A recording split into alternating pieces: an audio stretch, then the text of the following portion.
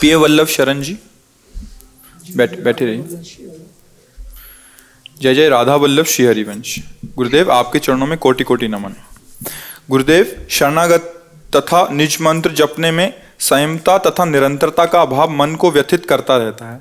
रात्रि में चिंतन करता हूं तो मन में व्यथा पैदा होती है कि सारी दिनचर्या व्यर्थ ही गई। आपके उपदेशों को दिनचर्या में न धारण कर पाना अस्थिरता पैदा करता है। हाँ, अब ये ऐसी कृपा अवस्था में है, यही कृपा और बढ़ती रहे। जब किसी उपासक को अपनी उपासना में असंतोष हो तो जानना चाहिए भजन ठीक चल रहा है। अगर उपासना में संतोष लगने लगे तो फिर कोई ना कोई गलती हो रही है। या आप ठीक चल रहे हो, श्री जी की कृपा है। जब मन जलेगा भजन के लिए तो वो निष्पाप हो जाएगा, अहंकार रहित हो जाएगा। और जब ऐसा अहंकार होगा कि मैं भजनानंदी हूँ, मैं ठीक चलता हूँ, तो मामला कहीं ना कहीं हमारा गलत है। इसलिए आपके ऊपर कृपा है, इसको अन्यथा न लीजिए और भजन में चित्त को जोड़ते ही रहिए। असंतुष्टता भजन में बनी रहना ये भगवत कृपा का लक्षण है, और भजन में संतोष हो जाना ये दुर्भाग्य है। भोगों में संतोष और भजन में असंतोष ये साधक का लक्षण है। भजन में संतोष और भोगों में असंतोष ये संसारी पुरुष का लक्षण है। इसलिए आप आनंदित अंदर से रहिए। प्रभु को जैसा उचित लगेगा वैसा हृदय करते हुए वो आगे बढ़ाएंगे। और अपने कल्याण की तो चिंता करनी नहीं है, क्योंकि हम प्रियालाल के शरणागत हैं। हमारी स्वामिनी का स्वभाव ही है ऐसा, उनका प्रभाव ही है ऐसा। सत्तारिणी कृत शुभाव सुधा रसौघम, उनका स्वभाव है। अपनी तरफ से हम आपसे सबसे प्रार्थना करते हैं कि देखो, एक एक दिन हमारे मृत्यु के नज़दीक पहुंच रहे हैं और पता नहीं वो तिथि तारीख कब है। हमको कम से कम ऐसे आचरण नहीं करने चाहिए कि हमारी जो इस समय उन्नति हुई है, सब योनियों में श्रेष्ठ मनुष्य योनि मिली है, इससे हम गिर जाएं। ये बात ध्यान रखना है। भगवत प्राप्ति तो और बड़ी बात है, पर इतनी बात ध्यान रख ले कि हम जितनी ऊंचाई पर आ गए हैं अब इससे नीचे न गिरने पावें। अब जो भी हम करें कम से कम इस पर टिके रहें। हमारा जन्म अब मनुष्य योनि के नीचे नहीं होना चाहिए। तो जैसे आप शराब पियोगे, जुआ खेलोगे, परिस्त्री की तरफ गंदी दृष्टि रखोगे, गंदी वार्ताएं करोगे, तो ये आसुरी प्रवृत्ति आपको नारकी योनियों में ले जाएगी, फिर बड़ा मुश्किल हो जाएगा। इसलिए संतों के पास जाने से, शास्त्र स्वाध्याय करने से, भगवत भजन से बुद्धि शुद्ध होती है और उसका स्वरूप यही होता है। कोई शास्त्र विरुद्ध आचरण मत करो, गंदी बातें मत करो, गंदी बातें मत देखो। और ये जिनसे गंदी बात की प्रेरणा मिलती है ऐसे व्यक्ति का त्याग करो, ऐसे भोजन का त्याग करो, ऐसे दृश्य का त्याग करो। आप मोबाइलों में ऐसे दृश्य, बाहर ऐसे दृश्य कदापि मत देखिए जो आपको धर्म विरुद्ध आचरण करने के लिए प्रेरित करें। हाँ, भले भजन कम हो लेकिन गंदे आचरण तो ना हो। हम अच्छाई नहीं धारण कर सकते तो बुराई क्यों पकड़ें। अच्छे बनो, इस जीवन में सुखपूर्वक जियो, और शरीर छूटने के बाद अगर भगवान न मिले तो फिर ऐसी जगह जन्म हो कि हम फिर ऐसे ही अभ्यास करें, हम फिर भगवान के मार्ग में चले। पर ऐसा तो ना हो कि हमारी नीच कोटि की योनि हो जाए कि फिर हम चढ़ ही न पावें। कितनी ऐसी योनियां हैं जहाँ भयानक कष्ट है। इसलिए सावधान रहो, नाम जप करते रहो। राधा राधा राधा वल्लभ श्री हरिवंश। हित हरिवंश शरण। श्री हरिवंश। मेरे भोले से भी भोले महाराज जी, आपकी जय हो। आपके चरणों में कोटि कोटि दंडवत प्रणाम। महाराज जी, मेरी जिज्ञासा है कि निकुंज कैसा दिखता है, आप कृपया बताएं।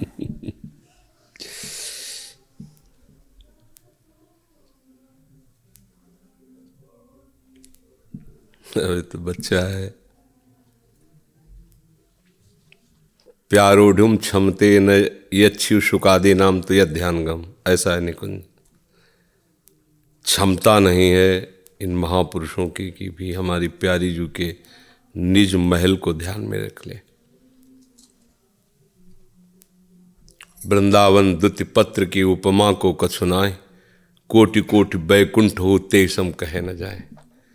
एक निकुंज के एक पत्ते की कांति के बराबर भगवान नारायण का बैकुंठ धाम भी नहीं।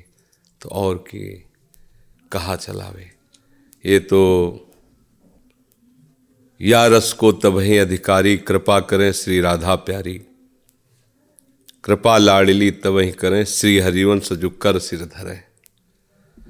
आचार्य चरण की शरण होकर उनके द्वारा दिए हुए नाम मंत्र का निरंतर जप करते हुए वाणी जी का आश्रय लेकर श्री धाम वृंदावन की रज का सेवन किया जाए तो निकुंज कैसा ये श्री जी की कृपा से अनुभव में आ जाएगा। नहीं तो किसी की ताकत नहीं है कि ध्यान में धर ले या वर्णन कर ले, क्योंकि प्रेम स्वरूप निकुंज का वाणी के द्वारा वर्णन हो ही नहीं सकता। और उसकी उपमा में वैकुंठ नहीं तो फिर और प्राकृतिक लोक और वनों की तो बात ही क्या है। इसलिए बस नाम जप करो और धीरे धीरे सब श्री जी समझा देंगे। इसमें क्या लिख के लाए हो? आपका सत्संग लिख के लाए। अच्छा, आज भी लिखा था तो भी। राधा राधा राधा, ये सबसे बड़ा सत्संग है। अब आपकी भाषा तो पता नहीं किस देश की है। आए? हिंदी। अच्छा, भगवान कहे हैं कि मेरा भक्त मेरा भजन कर लो। ये तुमने लिखा है यार? बहुत तुम भाग्यशाली हो, छोटी अवस्था में भजन कर रहे हो। तो बढ़िया रखो, फिर सत्संग लिख लिया करो। और राधा राधा राधा नाम जपते हो कितनी देर? 1 घंटा। फिर इसके बाद क्या करते हो? सुनो, थोड़ी थोड़ी देर में राधा राधा बोल दिया करो, ठीक है? हाँ, थोड़ी थोड़ी देर में ऐसे राधा राधा। राधा सुधारने के लिए बहुत सारे बता आ गए हैं, अभी चुपचाप और याद कर लो। और गंदे बच्चों से न मिलना, ठीक है? अलग रहना। जो तुम्हें खेल में लगाएं, गंदी बातों में लगाएं, उनसे दूरी रहना, ठीक है? मिलते तो नहीं हो, बस सावधान रहो। लो, बड़े भाग्य यार, तुम इतने छोटे बच्चे हो कि भजन की बातें। महाराज जी, क्या निकुंज में जाने के बाद लाडली जी मुझे अपनी गोद में बिठाएंगी? ए तो लाडली जी जाले कि क्या लीला है बच्चे। तो इसको अपने पास रख लो, है? देखो लालजू श्री जी से कह रहे मैं आपको।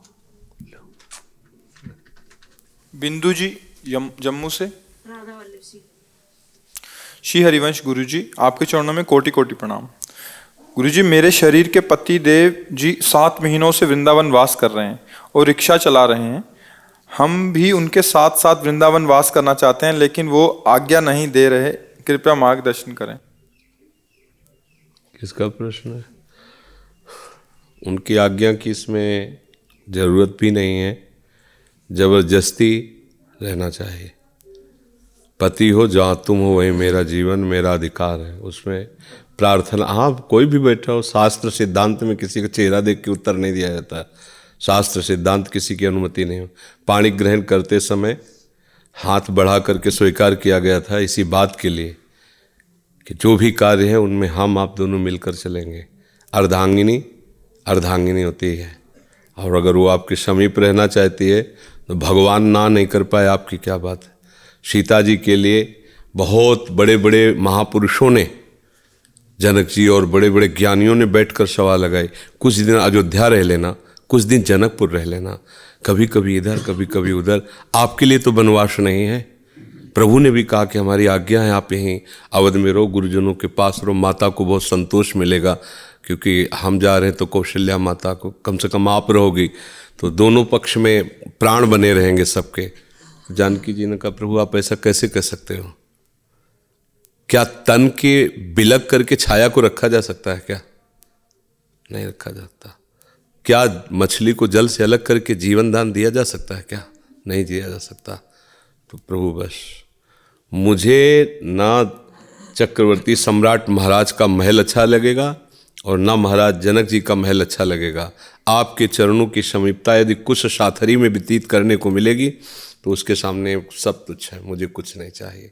किसी के रोके नहीं रुके, अंतिम समय दशरथ जी ने कहा था सारथी से कि कह देना सीता जी से, अगर वो अकेले वापस आ गए तो हम सब जीवित हो जाएंगे, हमारे प्राण बच जाएंगे। चलो मानते हैं कि राम तो मेरी बात अब नहीं मानने वाले, क्योंकि वो सत्य प्रतिज्ञ हैं, वो तो जाएंगे 14 वर्ष के लिए, लेकिन आप कोशिश करना अगर जानकी जी वापस आ जाए तो हम जीवित, हमारे प्राण बच जाएंगे। तो शास्त्रीय सिद्धांत भी है और व्यवहार में भी है, ऐसा नहीं है। आप वृंदावन वास कर रहे हैं, हाँ अगर पत्नी की अनुमति है कि हम अपने बच्चों या माता पिता की सेवा में आप जा सकते हैं तो फिर बात अलग। पत्नी कह रही हम साथ रहना चाहते हैं तो फिर आप उस पर शासन नहीं कर सकते, फिर आपको तो साथ ही रखना ही होगा। ये शास्त्रीय सिद्धांत है। जैसे वानप्रस्थ ब्रह्मचर्य, गृहस्थ और वानप्रस्थ। जब वानप्रस्थ की बात आती तो उसमें ये बात आती कि पत्नी से पहले आज्ञा लीजिए, आज्ञा शब्द है, पत्नी से आज्ञा लीजिए, क्योंकि पाणी ग्रहण किया है कि अब मैं वनवास करना चाहता हूँ और एकांतिक भजन करूँगा। आपकी रुचि है तो बच्चों के साथ रह सकती हो, आपकी रुचि नहीं तो जैसे हम रहेंगे वैसे तुम्हें रहना पड़ेगा, भूखे या जिस परिस्थिति में, बस उसकी अनुमति के साथ है। वो अगर कह देती सहमति, हाँ आप जाइए हम यही हैं, ख़त्म खेल। पर ऐसा नहीं चलेगा कि हम वृंदावन वास करें और वो हमारी आज्ञा में बाहर रहे। हाँ अगर वो राजी है तो कोई बात नहीं, अगर वो रहना चाहती है तो फिर आपकी आज्ञा की आवश्यकता नहीं, फिर आपके पास उसको रहना ही अनिवार्य है। क्यों?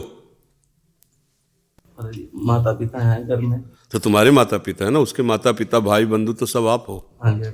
अगर वो अपने पति को भगवान समझती तो उसके लिए कोई भी कहीं भी कोई भी अवसर नहीं, वो आपके लिए है। आपके माता पिता हैं, आप देखिए, आप माता पिता को लाइए, आप सेवा कीजिए, आपका संबंध उससे है। उसने माता पिता को देखकर ब्याह नहीं किया था, उसने आपको देखकर ब्याह किया, उसने आपसे संबंध माना। आपकी खुशी के लिए वो सबकी सेवा करती है और उसकी खुशी उससे दूर है, वो कैसे बर्दाश्त करे? ये सिद्धांत नहीं, मतलब ये सिद्धांत नहीं।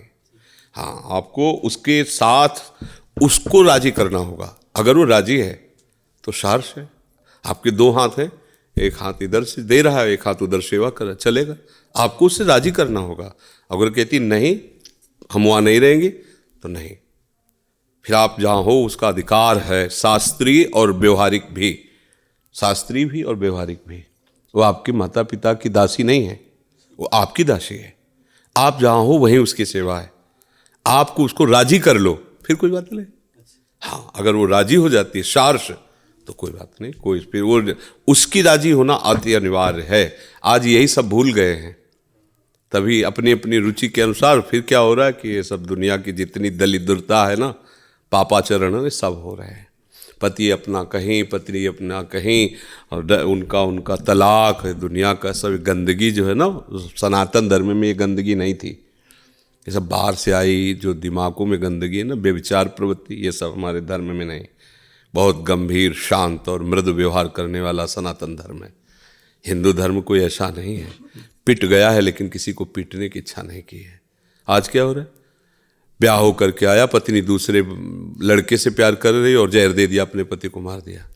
पति दूसरे लड़के से प्यार कर रहा, पत्नी को नाना प्रकार से प्रताड़ित करके, ये सब क्या हो रहा है? अरे एक जीव है, तुम्हारे को समर्पित है, यही विश्वास नहीं हो पा रहा तो फिर भगवान पर क्या विश्वास करोगे? आज कौन विश्वास के लायक रह गया है? सब कुछ अपना दे करके वो पति को रिझाना चाहती, पति दूसरी जगह रिझा हुआ उसको मरवा देता है, एक्सीडेंट करवा देता है, कोई नाना प्रकार के उपायों के द्वारा उसे नष्ट कर, क्या हो रहा है ये? इसलिए कम से कम सोचो भगवान की कितनी कृपा है कि पत्नी तुम्हें पति रूप में वर्ण करके सिर्फ तुमसे, ये भाग्य मनाओ कि ऐसी पत्नी है जो धर्म पूर्वक चल रही, तभी वो कह रहे मैं पति के साथ ही रहना चाहूँगी, तो आदर है उसकी बात का, आप उसे मना लीजिए, या फिर धन कमा के माता पिता को बुला लीजिए, दोनों मिलकर सेवा कीजिए, माता पिता का भी सौभाग्य होगा। जैसा भी हो उसके प्रश्न के अनुसार उसका उत्तर है कि उसका अधिकार है और वो अधिकार आपको सार से देना चाहिए ही, मनमानी आचरण नहीं करना चाहिए। रितु जी बिहार से।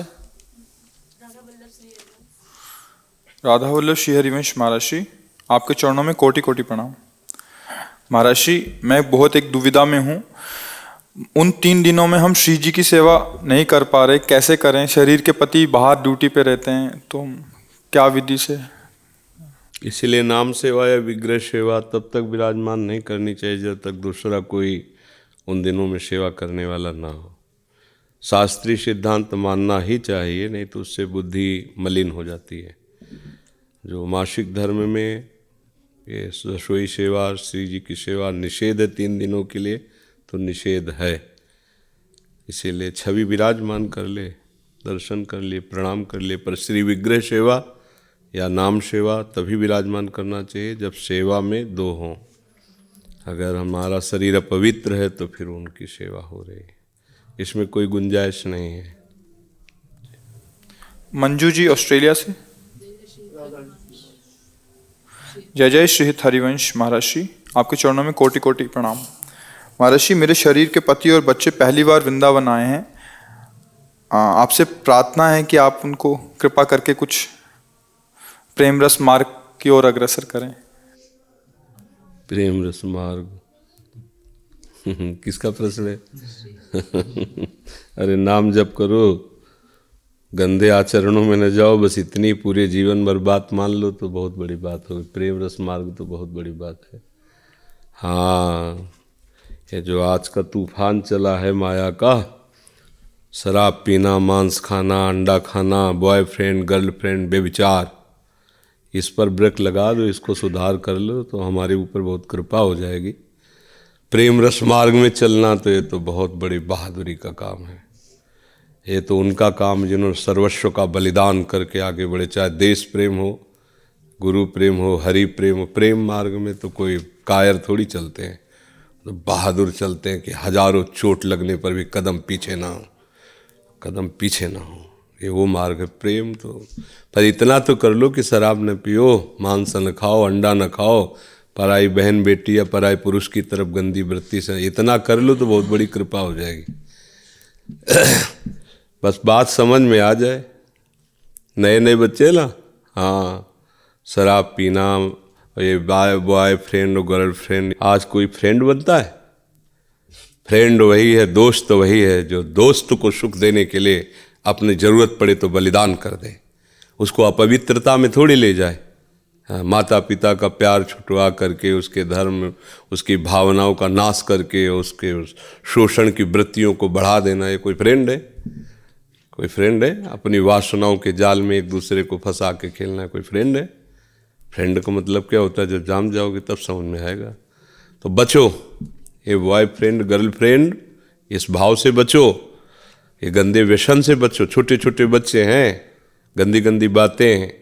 अभी उस दिन एक लड़का प्रश्न कर रहा था, कह रहा था मैं गृहस्थी लायक नहीं रह गया ना, विरक्ति लायक रह गया हूँ, हस्तमैथुन करके मेरा पतन हो गया है।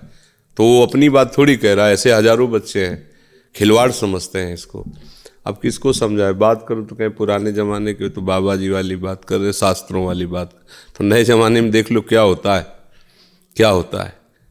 बहुत ये बातें यद्यपि हमारा विषय नहीं, फिर भी हम इसे बार बार बोलना चाहेंगे नए युवकों से कि आप इस बात को समझिए, आपकी राह बहुत गलत है और ये गलत राह आपको कहीं किसी भी तरह चैन नहीं लेने देगी। आज हमारे जो बुजुर्ग हैं, माता पिता, वो देखते रह जाते हैं, हम उनकी बात नहीं मानते, मनमाना आचरण कर रहे हैं। भगवान स्वयं प्रातः काल उठकर माता पिता के चरण छूते थे, माथा रख करके। आज बात मान लो, मत चरण छुओ, कम से कम थोड़ी बात मान लो। तो उनको तो ऐसे जैसे पुरानी चीज़ें डस्टबिन में फेंक दी जाती है ना, ऐसे माता पिता को साइड में कर दिया। अभी नई जवानी है, सोच समझ है नहीं। तो इसलिए भाई यही हमारी प्रार्थना है कि गंदे आचरण मत करो, गंदे दृश्य मत देखो, गंदे लोगों से मत व्यवहार रखो। कोई तुम्हारा मित्र नहीं है, भगवान को अपना मित्र बनाओ, और वो जब मित्र रूप से आपको किसी को देंगे तो धोखा नहीं होगा। इंतजार करो, चाहे वो पत्नी रूप में हो या पति रूप में हो, इंतजार करो। वो भगवान जब देंगे ना तो आपके कर्म के अनुसार सही मार्ग मिलेगा। मनमानी आचरण जो बहुत बहुत हानिकारक, बहुत हानिकारक है। बिल्कुल बच्चे नहीं समझ रहे, बिल्कुल नहीं समझ रहे। इसलिए सावधान रहो, क्योंकि नई पीढ़ी ही हमारा नया भारत होगा। भाई जिस समाज में हम जी रहे हैं, तो चाहे महात्मा हो चाहे हम जो भी हो, है तो समाज के अंतर्गत ही ना। कपड़ा लत्ता, भोजन, व्यवहार, बातचीत तो समाज की है। अगर आप पवित्र नहीं रहेंगे तो हम कहाँ से पवित्र रह जाएंगे? हमारा भोजन आपकी तरफ से ही तो आता है। को चाहे जितना हम कहें कि हमें भगवान दे रहे हैं, तो दे तो रहे ना भगवान, पर इन हजारों हाथों से ही तो दे रहे हैं ना। अब अगर आपका वो अधर्म से कमाया हुआ है, पापाचरण से, भ्रष्टाचार से, तो हमारी बुद्धि को भ्रष्ट करेगा ना, तो हम भी तो नष्ट हो गए ना। इसलिए आप सावधान रहो, आप सुखी रहो, आप पवित्र रहो, तो सब सुखी हैं। सर्वे भवन्तु सुखिनः का सूत्र तभी लागू होगा जब एक अपने को सुधारना शुरू करते। अगर आप 10 सुधर गए तो बहुत बड़ी बात हो गई। 10 ने नियम ले लिया, शराब नहीं पिएंगे, गंदा काम नहीं करेंगे, गंदी बातें नहीं सुनेंगे, नहीं बोलेंगे, नहीं देखेंगे, तो आप बहुत अच्छे दैवी संपत्तिवान पुरुष बन गए। फिर क्या है, तो कम से कम मनुष्यता तो यार, न दैवी संपत्तिवान तो मनुष्यता तो न छोड़। पराय पुरुष से व्यभिचार करोगे, पराय स्त्री से व्यभिचार करोगे, तुम भगवत मार्ग की बातें सुनने के लायक नहीं रहेगे, तो बोलना और चलना तो बहुत बड़ी बात रहे। आप अगर दुखी, अभी किसी देश का आक्रमण हमारे ऊपर हो जाए तो हम माला लेके बैठ पाएंगे क्या? हम आनंद से ध्यान लगा पाएंगे क्या? ऐसे ही अगर ये व्यभिचार फैल रहा है, वो वायरल फैला था क्या, करोला, बाबा जी को भी हुआ था, सबको बदला ऐसे ही ये वायरल है, व्यभिचार वायरल, बुद्धि को भ्रष्ट करने वाला, सबको अपने जाल में फंसा लेगा। इसलिए सबको सावधान रहना चाहिए। वायरल है जो नाश कर देगा, कलयुग फैला रहा है ये वायरल, और इस वायरल की कोई दवा नहीं है, इस वायरल के लिए वैज्ञानिक तैयार नहीं है, इसके लिए छूट दी जा रही है। अभी आपको किसी ने बताया था लिव इन रिलेशन, ये सरकारी पास है। ये क्या क्या बुद्धि बदल रही, देखो कैसी बुद्धि। जैसे घरों में रहा जाता है ऐसे साधारण स्नान आदि करने के लिए कपड़े पहन के, वैसे लोग बाजारों में घूमने लगे। शर्म गई, लिहाज गई, पवित्रता गई, धर्म गया, बुद्धि गई, माता पिता की आन गई, मर्यादा। तो मुझे लगता है कि कुछ मिल तो नहीं रहा ना, पढ़ाई लिखाई से, अच्छे आचरणों से हमारे को कुछ मिलना चाहिए। अगर ये अच्छे आचरण तो हमें मिलना चाहिए ना। कि तो क्या परिणाम हुआ तुम्हारे साथ VIP बने का, ये तुम्हारी सुंदरता का, नए नए आविष्कारों का परिणाम क्या हुआ? छोटे छोटे बच्चे बच्चियां अपने को इस हाल में पहुंचा। हमें तो लगता है माता पिता को अपने बच्चों से बैठ कर के मित्रवत व्यवहार करना चाहिए, दोस्त की तरह। तुम्हारे पिता भी हैं, तुम्हारे दोस्त भी। तुम्हें अगर कोई भी बात कहनी हो तो छुपाना मत, तुम हमारे बच्चे हो। एक मित्रवत भी थोड़ा उनको बल देना चाहिए, एकदम टॉर्चर नहीं करना चाहिए। अगर बच्चे कहीं गलत जा रहे हैं तो उनको प्रेम से बैठाल करके सुधारा जा सकता है। उनको ऐसा मतलब सपोर्ट दो कि वो अपनी आंतरिक बात आपसे कह सकें। नहीं तो जब माता पिता का रुद्र रूप और बाहर छल कपट, तो उनको एक ही रास्ता नजर आता है, अब क्या करें। तो फिर इसलिए सावधान रहो और भजन जरूर करो भाई, चाहे 24 घंटे में 10 मिनट ही करो, पर भजन जरूर। अगर 10 मिनट भी करोगे तो 24 घंटे को आपको बचा लेगा। 24 घंटे को सार्थक कर, 10 मिनट भजन शुरुआत तुम करो, संभालेंगे प्रभु। राधा राधा।